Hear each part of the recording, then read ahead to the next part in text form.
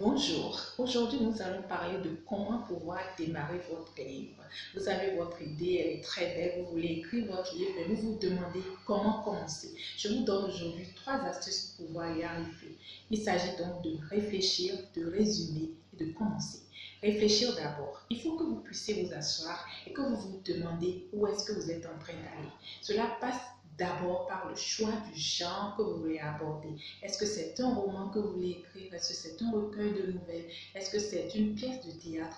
Le choix du genre va dépendre de la spécificité de l'histoire que vous voulez raconter. Il faut donc que vous choisissiez votre genre. Ensuite, il faut que vous puissiez délimiter votre histoire dans l'espace-temps.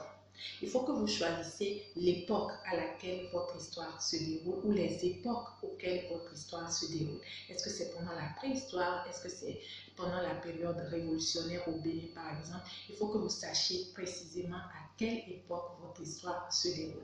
Et les décors, le choix des décors, c'est très important. Dans quelle ville est-ce que l'histoire se déroule? Dans quelle localité, dans quel pays? Est-ce que c'est un pays imaginaire? Est-ce que c'est un pays réel? Il faut que vous écriviez toutes ces choses-là qui paraissent des détails et qui sont très importantes. Et l'autre chose dans le domaine de la réflexion, c'est bien évidemment le choix des personnages. Il faut que vous sachiez à peu près qui seront les personnages qui seront convoqués pour raconter votre histoire. Et il faut que vous alliez vers des types de personnages. Il faut que vous essayiez de grossir le trait, d'exagérer les défauts ou les qualités de vos personnages pour pouvoir parvenir à des types de personnages bien caractérisés. La deuxième astuce que je voudrais vous donner, après avoir donc fini cette étape de réflexion, après avoir noté toutes ces choses dont je viens de parler, il s'agit de résumer.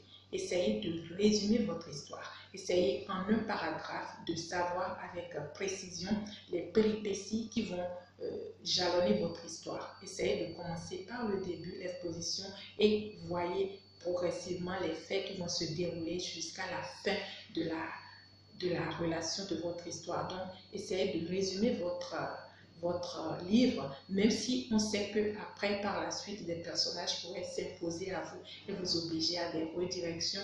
Votre résumé servira quand même de canevas pour que vous sachiez où est-ce que vous êtes en train d'aller. La troisième astuce, la dernière étape, c'est commencer. Commencez à écrire, mais comment? Écrivez une première phrase très dynamique. En général, il faut éviter les dialogues.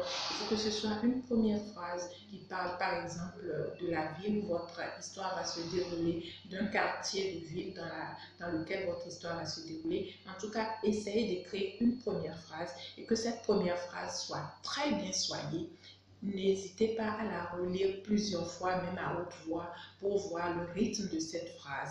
Ne cherchez pas à adopter un style empoulé. Essayez simplement de dire votre première phrase de façon simple et soyez cette première phrase.